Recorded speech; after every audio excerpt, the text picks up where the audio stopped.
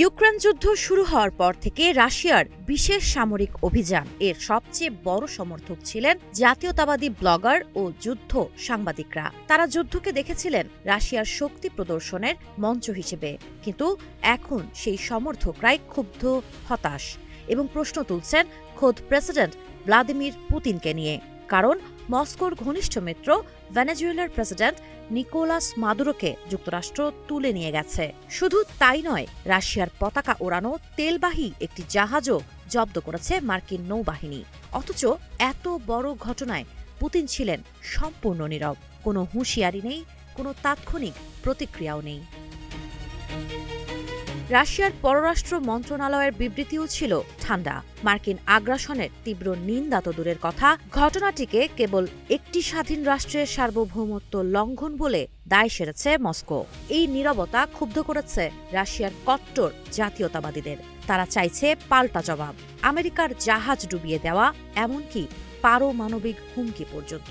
কিন্তু পুতিন যেন অপেক্ষা করছেন, তার চিরাচরিত কৌশল সময় নেওয়া, পরিস্থিতি বোঝা। এই আত্মসংযম কি কৌশল নাকি দুর্বলতার ইঙ্গিত? প্রশ্ন উঠছে এখানেই। ডোনাল্ড ট্রাম্প ইউক্রেন যুদ্ধ নিয়ে যে শান্তি পরিকল্পনা সামনে এনেছিলেন তা রাশিয়ার পক্ষেই ছিল বলে মনে করতেন পুতিন। ইউক্রেনের ওপর চাপ বাড়াচ্ছিলেন ট্রাম্প, আর রাশিয়া হামলা চালাচ্ছিল ইউক্রেনের জ্বালানি অবকাঠামোয়। মস্কোর ধারণা ছিল কিয়েভ খুব শিগগিরই মাথা নত করবে। কিন্তু ভেনেজুয়েলার অভিযানের পর সেই হিসাব বদলে গেছে।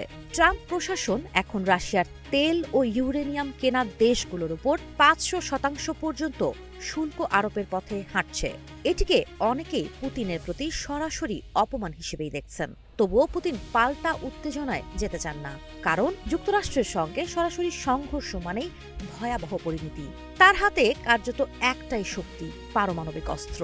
কিন্তু এককভাবে সেই হুমকি কতটা কার্যকর হবে তা নিয়েও সন্দেহ আছে। বিশেষজ্ঞরা বলছেন, ইউক্রেন যুদ্ধ যত দীর্ঘ হবে ততই বড় সংঘর্ষের ঝুঁকি বাড়বে। এমন পরিস্থিতিতে জেলেনস্কি নিরাপত্তা নিয়েও উদ্বেগ বাড়ছে। পুতিন হয়তো ট্রাম্পের মুখোমুখি হবেন না, কিন্তু শক্তি দেখানোর জন্য অন্য কোনো নাটকীয় পদক্ষেপ নিতেই পারেন। একদিকে নীরব পুতিন, অন্যদিকে আগ্রাসী ট্রাম্প। এই সংঘাতের পরবর্তী অধ্যায় বিশ্বকে কোথায় নিয়ে যাবে, সেটাই এখন সবচেয়ে বড় প্রশ্ন। সাবা খান, নাগরিক প্রতিদিন।